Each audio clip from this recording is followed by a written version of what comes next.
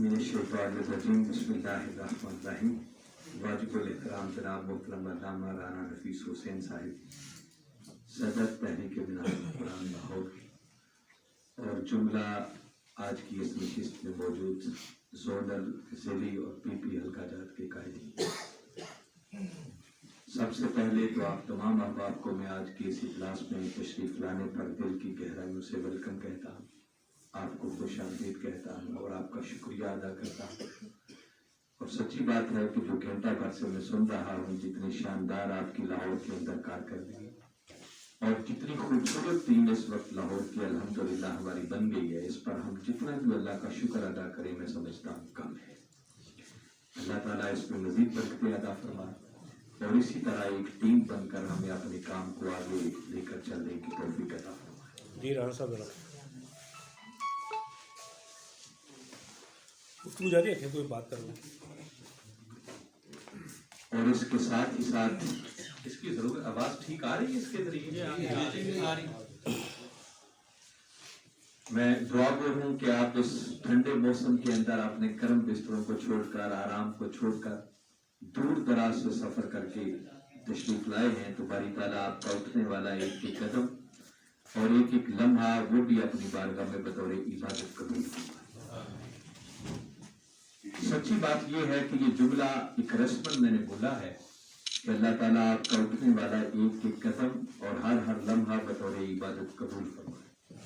जबकि मेरा ईमान और यकीन ये है कि ये जुमला कहने की भी जरूरत नहीं है, ये कबूल ही कबूल है, इसमें कभी किसी शक की गुंजाइश नहीं होनी चाहिए।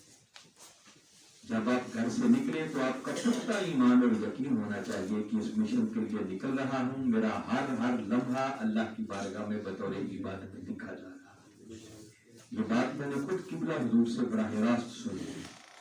आपने फरमाया कि बेटे, जब आप इस मिशन की खिदमत के लिए घर से निकलते हैं ना, तो इधर घर से निकलते हैं फरिश्ते आप लोगों के अमाल नामे खोल देते हैं। हत्ता कि फिर कोई मोटरसाइकिल पर सफर करता है, कोई गाड़ी पर सफर करता है, कोई बस पर सफर करता है, आप मरकज में आते हैं, यूनियन काउंसिल्स में जाते हैं, मीटिंग्स करते हैं। फरमाया जब तक पलक के आप घर दाखिल नहीं हो जाते, फरिश्ते आपके अमाल नामों में नेकियां लिखते जाते। इतना अजीम इतनी अजीम, तो लिहाजा इसमें तो कभी भी कोई डाउट और शक होना ही नहीं चाहिए कि हमारी ये मेहनत कोई राय कहाँ जा रही है, बल्कि इसको इबादत समझकर करना चाहिए। और ये बतौर इबादत यकीनन अल्लाह की बारगाह में कबूल है। और ये कबूल इसलिए है कि ये ऐसा अजीम मिशन है कि जिस अजीम मिशन के लिए अल्लाह रब्बुल इज्जत ने अपनी उस महबूब हस्ती को भेजा कि जिनसे बढ़कर कायनात में अल्लाह का कोई महबूब है ही, और वो हमारे आका मौला हजरत मोहम्मद मुस्तफा सल्लल्लाहु अलैहि वसल्लम है। अल्लाह ने जिस दीन को गालिब करने के लिए अपने महबूब को भेजा और आपने फिर उस दीन को गालिब करके दिखाया। आज इस सदी के अंदर उसी दीन हक के गलबा की बहाली की जो तहरीक है, उस तहरीक के एक खादिम और मेंबर बनकर हम भी आका के दीन के गलबे की नौकरी अंजाम दें। और ये ऐसा काम है कि ऐसा काम करने वाला शख्स वो यकीनन अल्लाह की बारगाह में शान महबूबियत का हामिल है। यानी ये दो मुख्तलिफ क्राइटेरिया। एक क्राइटेरिया ये है कि इंसान जब कलमा पढ़ के दायरा इस्लाम में दाखिल होता है तो फिर वो इबादत करता है, रियाजत करता है, मुजाहिदे करता है, नेक अमाल बजा लाता है, जिनके नतीजे में अल्लाह उस शख्स को अपना महबूब बनाता है।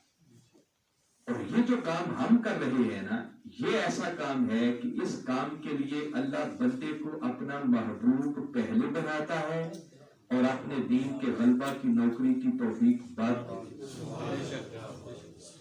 ये दो डिफरेंट क्राइटेरिया है। आप चुनिंदा बंदों में से, और सच्ची बात है कि हमें कभी कभी मैं सोचता हूँ खुद भी अपने मकाम और मर्तबा से आगाही नहीं है कि अल्लाह ने हमें किस ऊंचे मनसब पर बनाया। तवज्जो नहीं है ना हमारे यहाँ इस काम की अहमियत। तो मैं बता रहा हूँ कि ये जो नौकरी आप सर अंजाम दे रहे हैं ना, ये वो नौकरी है कि जिसके लिए अल्लाह महबूब पहले बनाता है और उस बंदे को अपने दीन की नौकरी की तौफीक बाद में। लिहाजा इस नौकरी की खैर मांगा कर। ये नौकरी बड़ी अजीम नौकरी, खुश नसीब लोगों को ये नौकरी मिली है। और بھی ایسا باطل خیال کبھی بھول کر بھی ہمارے ذہن میں نہیں آنا چاہیے کہ میں یہ ذمہ داری نبھا کر معاذ اللہ کو کسی پر احسان کر رہا. بس ایسا خیال آیا نہیں، سمجھو اس بندے نے اپنے کیے کرائے پر پانی پیا. یہ کسی کی ذات پر کوئی احسان نہیں ہے، بلکہ یہ محض اللہ اور اس کے رسول کا ہمارے اوپر احسان ہے کہ انہوں نے ہمیں اپنے دین کی نوکری کا موقع عطا کیا. ورنہ اللہ کے پاس بندوں کی کوئی کمی نہیں. ہم سے زیادہ صلاحیتوں والے بھی ہیں، ہم سے زیادہ وسائل والے بھی ہیں، اور ہم سے زیادہ لوگوں سے تعلقات رکھنے والے بھی ہوں گے. اور اگر ان سب میں سے اللہ نے ہمیں ہی چن کر یہ نوکری عطا کر رکھی ہے، اس میں ہمارا کوئی کمال نہیں ہے، یہ محض اللہ اور اس کے رسول کا کرم ہے. اور ایسے خیالات کا ذہنوں میں آ جانا کہ شاید ہم یہ نوکری لے کر کسی پر احسان کر رہے ہیں، یہ کوئی بعید قیاس نہیں ہے، ایسا ہو جائے گا.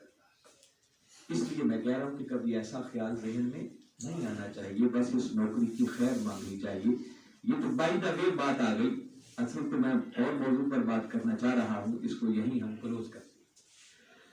بلکہ اسی تسلسل کو آگے جاری رکھتے ہوئے جو آج کی بات میں آپ سے کرنا چاہ رہا ہوں، آگے انشاءاللہ اینڈ پر جو ہم مل کر کچھ طے کریں گے آج کی اس نشست میں بیٹھ کر، اس سے پہلے جو میں عرض کرنا چاہ رہا ہوں کہ جس مشن کے ساتھ ہم جڑ گئے ہیں اور جو نوکری اللہ تعالیٰ نے ہمیں دی ہے اور جس دین کے غلبہ کے لیے ہم میدان عمل میں ہیں، یہ بات بھی پیش نظر رہنی چاہیے کہ یہ کام کوئی آسان کام نہیں. اس راستے پر چلنا یہ راستہ کوئی پھولوں کی سیج نہیں ہے، یہ کانٹوں بھرا راستہ ہے. اس وقت ہم اسٹوڈنٹ ہوا کرتے تھے جامعہ اسلامیہ منہاج القرآن میں، اور میں نے قبلہ کی زبان مبارک میں یہ اشعار بھی سنے ہوئے ہیں کہ انہی پتھروں پہ چل کر اگر آ سکو تو آؤ میرے گھر کے راستے میں. یہ کانٹوں بھرا راستہ ہے. یہ ایسا نہیں ہے کہ آپ آدھی زبان ہلائیں اور جو بات کہیں لوگ آپ کی بات مانتے چلے جائیں. ایسا نہیں ہوگا. جس دور سے ہم گزر رہے ہیں بڑا ٹف دور ہے، مادیت نفسانیت کا غلبہ ہے ہر طرف، اور دین کی بات اس گئے گزرے دور کے اندر کسی کو سمجھانا یہ اتنا آسان بہت مشکل کام ہے، بہت مشکل ہے. ایسے حالات میں اگر آپ کے کام میں کبھی کوئی رکاوٹ آ جائے، کوئی پریشانی آ جائے، کبھی آپ دل برداشتہ ہونے لگے، کوئی آپ کی بات نہ مانے، کوئی آپ کو برا بھلا کہہ دے، تو میں ایک بات شروع میں کہنا چاہ رہا ہوں کہ آپ کے حوصلے کے لیے عرض کر رہا ہوں کہ بس یہ تصور کر لیا کریں کہ میں اور میری حیثیت کیا ہے اس کائنات کے اندر. کبھی سوچیں کہ ہمارے آقا صلی اللہ علیہ وسلم سے بڑھ کر کوئی ہستی، اور جو مشن اللہ نے آپ کو عطا کر کے بھیجا تھا اس مشن سے بڑا مشن اس کے حق ہونے میں بھی کوئی برابر شک نہیں. اور پھر ہمارے آقا صلی اللہ علیہ وسلم سے بڑھ کر سمجھانے والا بھی کوئی نہیں ہو سکتا ہے کوئی ان سے بہتر کوئی سمجھانے والا نہیں. اور پھر ہم یہ تو تصور بھی نہیں کر سکتے کہ ہمارے آقا صلی اللہ علیہ وسلم نے اپنی ذمہ داری نبھانے میں معاذ اللہ کوئی سستی اور غفلت کی ہو. کوئی سوچ سکتا ہے ایسی بات؟ اور پھر اگلی بات کہ آپ لوگوں کو فقط سمجھاتے ہی نہیں تھے، جب ضرورت پڑتی تو سفید دن کی روشنی میں معجزات بھی دکھا دیتے. یہ سب کچھ ہونے کے باوجود آپ نے مکہ میں 53 سال محنت کی، 40 سال تک فقط اپنا کردار منوایا، اور اس کے بعد نبوت کا اعلان کیا، اور 13 سال تک ایک مشن کی طرف لوگوں کو بلاتے رہے. تو 53 سال کے بعد کل 400 کے لگ بھگ لوگ تھے جو آپ کی بات ماننے کے لیے تیار ہوئے. یہ ہے ریشو دین کی بات سمجھنے. اور اس دوران کیا کیا کچھ نہیں ہوا. معاذ اللہ آپ کو برا بھلا بھی کہا گیا، آپ کو شاعر بھی کہا گیا، جادوگر بھی کہا گیا، آپ کے راستے میں کانٹے بھی بچھائے گئے، آپ کو پتھر بھی مارے گئے، آپ کو جسم اقدس کو لہو لہان کر دیا گیا، حتیٰ کہ آپ کو مکہ چھوڑ کر مدینہ بھی. جب آپ یہ سوچیں گے تو پھر کبھی آپ کے لیے کوئی مشکل رہے گی. ایک حوصلہ مل جائے گا آپ کو کہ اگر ان کے راستے میں اتنی مشکلات آ سکتی تھی تو میں اور آپ ہم کس بات میں، ہمارے راستے میں بھی مشکلات آ سکتی. تو یہ بڑا ٹف راستہ ہے، اتنا آسان راستہ نہیں ہے. اسی لیے تو اللہ ہر کسی کو یہ نوکری کی توفیق نہیں دیتا، یہ توفیق انہی کو دیتا ہے جن کو وہ پہلے اپنا محبوب بنا لیتا ہے۔ اور اللہ نے پہلی مرتبہ یہ نوکری اس ہستی کو سونپی جن سے بڑھ کر کائنات میں اس کا محبوب تھا ہی کوئی اور ہے ہی کوئی۔ آج انہی کے نقش قدم پر چلتے ہوئے ہم بھی اس نوکری کو نبھا رہے ہیں اور یہ خدمت ٹوٹی ٹوٹی کرنے کی کوشش کر رہے ہیں۔ تو جیسے میں نے عرض کیا کہ الحمدللہ جو کچھ میں نے سنا اس پر تو جتنی مبارکباد دوں وہ کم ہے، مگر اس کے باوجود جیسے ہمارے محترم امجد صاحب نے فرمایا کہ ابھی منزل تک پہنچنے کے لیے بہت کچھ کرنا ہے۔ کم و بیش کو 1.25 کروڑ 1.5 کروڑ کا یہ شہر ہے، اور اس شہر کے اندر صرف وہ فہم دین کی صورتحال آپ کو بتا رہے تھے کہ ابھی تک جو لوگ رجسٹرڈ ہوئے ہیں وہ کل 455 لوگ ہیں، جو آج 3 بجے کے لگ بھگ آخری رپورٹ میں درست فرما رہے تھے کہ ابھی 500 کا عدد کی ہم نے کراس، لوگ اس سے زیادہ ہیں، مگر کہنے کا مطلب کہ وہ جو باقاعدہ ایک ہمارا سافٹ ویئر بنا ہے فہم دین کے پروگرام کے لیے، اس کے اندر باقاعدہ رجسٹریشن کروانا پڑتی ہے، کچھ ڈیٹا انٹر کرنا پڑتا ہے، پھر بندہ رجسٹرڈ ہوتا ہے۔ اس سے زیادہ تو ہمارے عہدے داران ہی لاہور میں ہوں، اس کا مطلب کہ ابھی ہم عہدے داران بھی پوری طرح رجسٹرڈ اس میں۔ یہ بھی چونکہ باہر بات آ گئی تو میں یہی ساتھ ہی کلیئر کرتا رہوں کہ یہ جو فہم دین کا پروگرام ہے، مت سمجھیں کہ یہ صرف حضور شیخ الاسلام کے 2 کلپس لوگوں تک پہنچانے کا ایک پروگرام، یہ اس پروگرام کا ایک فیس ہے، چہرہ ہے جو لوگوں کو نظر آتا ہے، اور اس کا ایک بہت بڑا بینیفٹ ہے کہ قبلہ کی آواز لوگوں تک پہنچ رہی ہے۔ اس سے بڑھ کر اور کام کیا ہو سکتا ہے؟ مگر اس کے پیچھے بہت کچھ ہے۔ یوں سمجھیں کہ ہماری تحریک منہاج قرآن کے تنظیمی سٹرکچر کے اندر یہ فہم دین کا پروگرام ایک ریڑھ کی ہڈی کی حیثیت ہے۔ یہ جو پیچھے سافٹ ویئر تیار ہوا ہے اور مزید ابھی اس کی آئے دن ڈیولپمنٹ ہو رہی ہے، اس کے اندر ہماری پوری تحریک کا ڈیٹا انٹر ہوگا۔ ہم مرکز پر بیٹھ کر دیکھ سکتے ہیں ہمارے ضلع کتنے ہیں، پی پی حلقہ جات کتنے ہیں، عہدے داران کتنے ہیں، اس وقت کس ضلع میں کون کس عہدے پر ہے، یو سیز کتنی ہیں، کتنی یو سیز بن گئی ہیں، کتنی ابھی نہیں بنی ہیں، اس یو سی کے اندر ہمارے رفقا کتنے ہیں، ریگولر کتنے ہیں، ڈیفالٹر کتنے ہیں، کس بندے کے ذریعے کتنے لوگ تحریک کے اندر انٹر ہوئے ہیں، یہ سب چیزیں اب ایک کلک پر ہمارے سامنے ہیں۔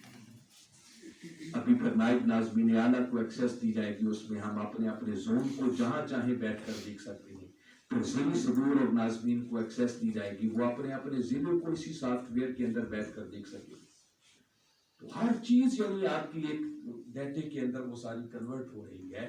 تو لہٰذا ابھی 3 دن پہلے ڈاکٹر حسن محی الدین صاحب کے ساتھ ایکسکلوسیو میٹنگ صرف فہم دین کے حوالے سے، تو اس کی اہمیت کو مد نظر رکھتے ہوئے آپ نے 19 فروری تک ایک ہنگامی بنیادوں پر اس فہم دین کی رجسٹریشن کے پروسیس کو تیز کرنے کا حکم جاری فرمایا۔ اس کے لیے کچھ انہوں نے مرکزی قیادت کے ذمہ لگایا ہے کہ آپ اس پر اگلی پلاننگ بھی کریں کہ جو اس میں اچھا کام کریں ان کی اپریسیشن کیسے کی جانی چاہیے۔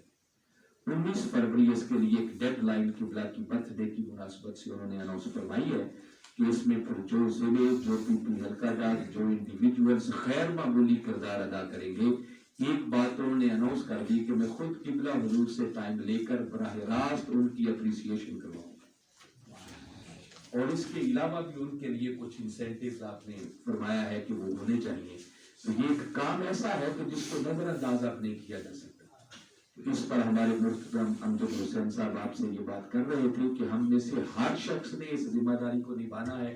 جس کو طریقہ نہیں آتا وہ ان سے سیکھے، اپنے کسی اور ساتھی کو ساتھ لے، اور ٹاپ پرائرٹی پر اس کو رکھتے ہوئے مزہ تب ہے کہ دیکھیں نا ضلعوں کا مقابلہ ہوتا ہے تو لاہور کا کسی ضلع کے ساتھ کیا مقابلہ ہو سکتا ہے؟ کوئی ضلع لاہور کے مقابلے میں ہے ہی نہیں۔ میکسیمم بڑے سے بڑا ضلع بھی اس وقت ہے تو اس کے بعد فیصلہ آباد ہے جس کے 22 پی پی ایل کا جاتا ہے، باقی لاہور کے 30 پی پی ایل کا جاتا ہے، باقی سارے ضلع تو بہت پیچھے رہ گئے۔ لہذا لاہور ایک زون ہے اور زون ہونے کے ناطے اس نے اپنا کردار ادا کرنا۔ تو یہ انشاءاللہ امجد حسین صاحب اپنے کام کو مزید تیز کریں گے، اپنی ٹیم کو بڑھائیں گے، بلکہ ہم سارے ان کی ٹیم ہیں اور ان کے ساتھ مل کر ہم اس پروسیس کو انشاءاللہ تیز سے تیز کریں گے पहले हर उहदेदार को रजिस्टर्ड होना है उसमें, खा वो जोन का है, खा वो जिले का है, वो पीपी हल्के का है, यूसी का है या यूनिट का है, वो डायरेक्ट एज ए मुस्तफी कारकुन उसमें अपनी रजिस्ट्रेशन करवाएगा। और फिर हर मुस्तफी कारकुन ने आगे अपनी ब्रॉडकास्ट लिस्ट बनानी, जिसमें 19 फरवरी तक मिनिमम 25-25 लोग हर बंदे की ब्रॉडकास्ट लिस्ट में होने चाहिए। जबकि फिर हमने उसको बढ़ाते बढ़ाते एक ब्रॉडकास्ट लिस्ट के अंदर भी 250 बंदों की गुंजाइश होती, जबकि हमारे फोन नंबरों में सैकड़ों लोग ऐसे पड़े हुए हैं जिनका हमारी जात से ताल्लुक है मगर मिशन से कोई ताल्लुक नहीं, उन सबको हमने ब्रॉडकास्ट लिस्ट में मिला। लिहाजा ये मैंने जरूरी समझा कि चूंकि अहम तरीन काम है तो साथ बात आ गई है तो मैं इसको भी अर्ज करता चला जाऊँ। तो अभी हम इस हवाले से जब देखते हैं तो अभी बहुत पीछे, जितना काम हुआ इस पर अल्लाह का शुक्र अदा करते हैं, मगर करने के लिए अभी बहुत कुछ बाकी है। मगर मैंने अर्ज किया कि इस रास्ते में चलना कोई इतना आसान काम, इसके लिए कुर्बानियां चाहिए। इसमें सबसे पहले आपके वक्त की कुर्बानी दरकार है, माल की जरूरत पड़े, जान खपानी पड़े, अपनी सलाहियतें लगाना पड़े, और इससे हटकर भी पता नहीं किसको कहां क्या क्या सेक्रीफाइस करना पड़े। उसके पास कई काम होंगे, कई जिम्मेदारियां होंगी, घर की मसरूफियात होगी, वहीं से निकाल कर ही आपने वक्त इधर लगाना है। कई मजबूरियां आपके सामने आएंगी। तो मैंने आज की इस नशिस्त में मुनासिब समझा कि मैं इस जेहत और इस पहलू पर गुफ्तगू करूं कि मैंने जो एनालिसिस किया है अपनी तंजीमी जिंदगी में बिलखुसूस, कि हमारे बहुत सारे जिले हैं जो बहुत आगे निकल जाते हैं और बहुत सारे जिले हैं जो बड़े पीछे रह जाते हैं। कई पीपी हल्का जात बहुत आगे निकल जाते हैं और कई पीपी हल्का जात अभी जीरो से ही नहीं निकले, आगे बढ़ी नहीं। ऐसे भी हमारे हल्के लाहौर में मौजूद है। मैं सिर्फ आपको एक एग्जाम्पल दे रहा हूं कि जब से मैंने ये सेंट्रल पंजाब में जिम्मेदारी संभाली है तो काम तो तकरीबन हर जगह पर मैं एक ही पैगाम सब हर किसी को दे रहा, मगर आपको सुनकर हैरत होगी कि हमारा एक पीपी हल्का सेंट्रल पंजाब में ऐसा भी है कि जिसने अभी दिसंबर क्लोज हुआ है तो दिसंबर के महीने में सिर्फ एक पीपी हल्के का ज़रे तावन 2,67,000 रुपए। कितना है? 2,67,000, ये एक पीपी हल्के का ज़रे तावन। जबकि सूरत हाल अभी दूसरी तरफ ये है कि पूरे लाहौर का ज़रे तावन भी जमा कर ले तो इतना नहीं बनता। अभी लाहौर इतना पीछे है। तो मैं कभी कभी ये देखता हूँ, गौर करता हूँ कि ये जो बास हल्के बहुत आगे निकल जाते हैं और बास बहुत पीछे रह जाते हैं, और मैं बता रहा हूँ हमारे लाहौर के अंदर भी अभी बहुत सारे ऐसे पीपी हल्का जाते हैं जिनका ज़रे ताउन जीरो है, वो भी जीरो पे खड़े। जीरो का मतलब ये है कि वहां अभी उन्होंने बाकायदा मीटिंग ही शुरू नहीं की, उन्होंने गौर ही नहीं किया कि हमारे टारगेट्स क्या है, हमने क्या आगे करना है, हमारे टारगेट, हमारी जिम्मेदारियां क्या है, हमें क्या कहा जा रहा है।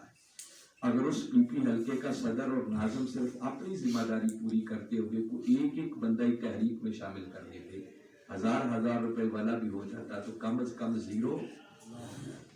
इसका मतलब अभी इस पर सोचो बेजानी शुरू नहीं, ऐसी सिचुएशन। तो इतना फर्क क्यों? इसके बहुत सारी वजूहात हैं, बहुत सारे असबाब हैं।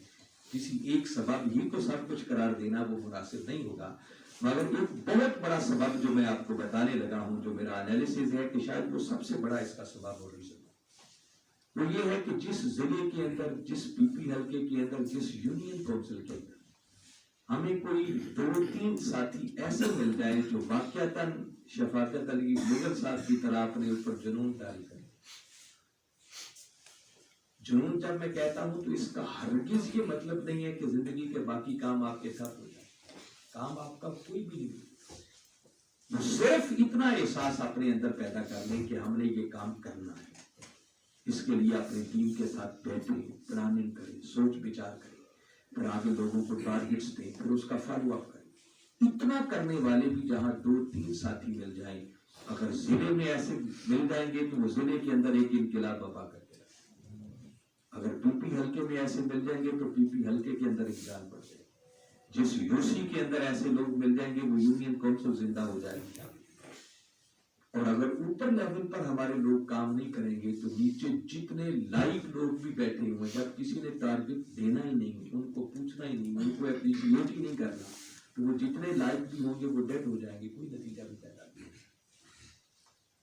جس پی پی حلقے کی میں نے بات کی ہے وہاں کچھ ایسے ہی لوگ ہیں کہ جنہوں نے اس چیز کو سمجھا پھر اس پر سمجھ کے وہ عمل کے لیے میدان عمل میں چل پڑے اور آگے وہ بڑھتی چلے جا رہے ہیں الحمدللہ اللہ نے ان کو اتنی بڑھتیاں عطا کی ہیں اکتوبر کا ذریعہ تھا پھر نومبر کا اور اب دسمبر کا انہوں نے کمال کر تو میں نے سوچا کہ یہ جو اتنا ڈفرینس آتا ہے جہاں ہمارے لوگ کام نہیں کر پاتے تو پھر ریزن کیا ہے میں جس نتیجے پر پہنچا ہوں وہ ایک ہی ہے کہ در حقیقت ہمارے لوگ وقت اس لیے نہیں دے پاتے کہ آج جس دور سے ہم گزر رہے ہیں ہر شخص پریشانیوں میں مبتلا پریشانیوں میں گھرا ہوا ہے کوئی مالی پریشانیوں کا شکار ہے کوئی وقت کی پریشانی میں شکار ہے بندے نے 10 15 اتنے کام اپنے گلے ڈالے ہوئے ہیں کہ اس بیچارے کے پاس وقت ہی نہیں ہے کہ کسی اور طرف سوچ سکے بیماریوں کی وجہ سے لوگ پریشان ہیں اولادوں کی وجہ سے لوگ پریشان ہیں بزنس کی وجہ سے کورونا نے جو رہی صحیح کسر نکال دیا تو ہر طرف پریشانی ہی پریشانی ہے مہنگائی نے غریب لوگوں کی تو خبر چھوڑ کے رکھا تو جس بیچارے کو اپنی پریشانیوں سے نجات نہیں ہے تو اس نے دین کا کام کیا کرنا وہ کام بیچارہ تو تب کرے گا نا جب اس کو اپنی پریشانیوں سے فرصت ہو تو میں نے فیصلہ کیا ہے کہ آپ چونکہ ہماری قیادت ہیں اور ہم سارے مل کر ایک ٹیم ہیں تو آج ہم آپس میں بیٹھ کر اپنی ان پریشانیوں کا کوئی حل ڈھونڈیں میں اس کو مناسب نہیں سمجھتا کہ میں ہر بار آپ لوگوں کے ساتھ بیٹھوں آپ لوگوں کو ٹارگٹ سناؤں اور مہینے کے بعد ہمارے رانا نفیس صاحب یا ذوالفقار صاحب یا میں پھر تھانے دار بن کے آ جاؤں اور آپ سے پوچھے بتائیں کتنا کام کیا کتنا نہیں کیا زیادتی ہے ہمیں بیٹھ کے اپنے مسائل کو حل کرنا ہے تو میں آج چاہتا ہوں کہ یہ جو ہماری پریشانیاں ہیں ہم سب کی پریشانیاں ہیں ان پریشانیوں کا ایک حل سجیسٹ کریں جو میں نے سمجھا ہے اور مجھے امید ہے کہ اگر ہم سارے مل کر اس پر تھوڑا سا غور کریں گے